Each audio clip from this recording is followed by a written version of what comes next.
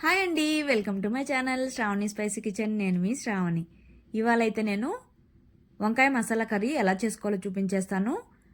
మనం గుత్తి వంకాయకి స్టఫ్ పెడతాం కదా, దీనికైతే స్టఫ్ పెట్టే పని లేకుండా చాలా ఈజీగా అంటే చాలా ఈజీగా చేసేసుకోవచ్చు. ఇదైతే ప్రాసెస్. అలానే టేస్ట్ మాత్రం కమ్మగా చాలా బాగుంటుంది. ఇదైతే మాత్రం ఏ కాంబినేషన్తో తిన్నా భలేగా ఉంటుంది. రైస్, రోటీ, చపాతీ, అలానే రాగి సంగట్లోకి, తర్వాత మనం బగారా రైస్లో కానీ ఏదైనా మసాలా అన్నంలోకి సపరేట్గా సైడ్ డిష్ చేయకుండా ఇది కాంబినేషన్గా తిన్నా కూడా భలే టేస్టీగా ఉంటుంది. ఇదైతే ఒకసారి తప్పకుండా ట్రై చేసి చూడండి. ముందుగా అయితే ప్రాసెస్లోకి అయితే వెళ్ళిపోదాం. కడాయి పెట్టుకొని ఆయిల్ వేసుకోవాలి కొద్దిగా. తర్వాత ఆనియన్స్ అనేవి ఈ విధంగా కొద్దిగా పెద్ద ముక్కలుగా కట్ చేసుకొని వేసుకున్నాక అందులోనే పచ్చిమిర్చిని కూడా తుంపేసుకొని వేసుకోవాలి. తర్వాత ఆనియన్ కొద్దిగా సాఫ్ట్గా ఫ్రై అయితే సరిపోతుంది. ఆ తర్వాత అయితే ఇందులోనే కొద్దిగా సాల్ట్ కూడా వేసేసుకొని మరో 2 నిమిషాల పాటు అయితే ఫ్రై అవ్వనివ్వాలి. ఈ విధంగా ఫ్రై అయ్యాక తీసి ప్లేట్లో పక్కన పెట్టేసుకొని చల్లారనివ్వాలి. తర్వాత అదే కడాయిలోనే కొద్దిగా ఆయిల్ అనేది ఎక్కువగానే వేసుకోవాలి. తర్వాత ఇందులోనే ఆవాలు అలానే జీలకర్ర కూడా వేసేసుకొని కొద్దిగా కరివేపాకును కూడా వేసేసుకొని చిటిపట్లాడనివ్వాలి. తర్వాత సన్నగా కట్ చేసుకున్న ఆనియన్స్ అయితే వేసేసుకోవాలి. ఆనియన్స్ వేసుకున్న తర్వాత మంచిగా బ్రౌన్ కలర్ వచ్చేంత వరకు ఫ్రై చేసుకోవాలి. ఈ విధంగా ఆనియన్స్ కూడా ఫ్రై అయ్యాక ఇందులోనే సన్నగా కట్ చేసుకున్న టమాటా ముక్కలు కూడా వేసేసుకొని ఒక 2 నిమిషాల పాటు అయితే మగ్గించుకోవాలి.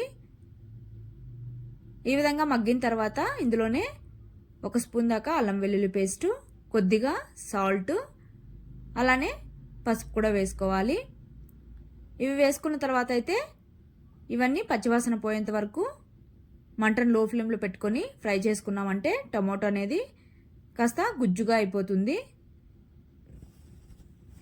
ఈ విధంగా నూనె పైకి తేలేంత వరకు ఫ్రై అయ్యాక ఇక్కడ వంకాయలు ముందుగానే నేను కట్ చేసుకొని సాల్ట్ వాటర్లో వేసి పెట్టుకున్నాను. ఆ వంకాయలను తీసుకొని ఈ విధంగా మనము గుత్తి వంకాయకి కట్ చేసుకుంటాం కదండి, సేమ్ అదే విధంగానే కట్ చేసుకోవాలి. వేసుకున్నాకైతే ఒక 2 నిమిషాల పాటు బాగా ఇందులో ఫ్రై చేసుకొని మూత పెట్టుకొని అయితే ఈ విధంగా ఫ్రై చేసుకోవాలి. ఇక్కడ నేను కాస్త సాఫ్ట్గా ఫ్రై చేసేసుకున్నాను. మీరైతే వంకాయ అలానే ఉండాలంటే ఈ స్టేజ్లో వేసుకుంటే సరిపోతుంది పర్ఫెక్ట్గా. తర్వాత అయితే మిక్సీలో మనం వేయించుకున్న ఆనియన్స్ మొత్తం వేసేసుకొని అందులోనే 1/2 స్పూను గసగసాలు వేయించుకొని వేసుకోవాలి. అలానే 1 స్పూను కొబ్బరి పొడి వేసుకుంటున్నాను, కొబ్బరి అయినా పర్లేదు.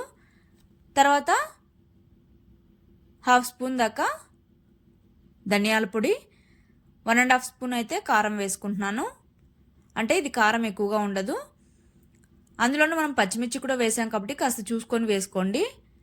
తర్వాత అయితే ఇక్కడ వేయించుకొని పొడి చేసుకున్న మెంతుల పొడి అయితే దీనికి కంపల్సరీ బాగుంటుంది టేస్ట్ అనేది.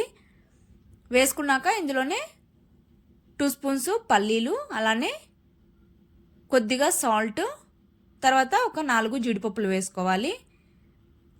తర్వాత కొద్దిగా చింతపండును కూడా వాష్ చేసేసుకొని వేసుకున్నాక ముందుగా అయితే వీటన్నింటినీ వాటర్ ఏమి వేయకుండా మిక్సీ పట్టుకున్న తర్వాత కొద్దిగా వాటర్ వేసుకొని ఈ విధంగా మెత్తగా మిక్సీ పట్టేసుకోవాలి.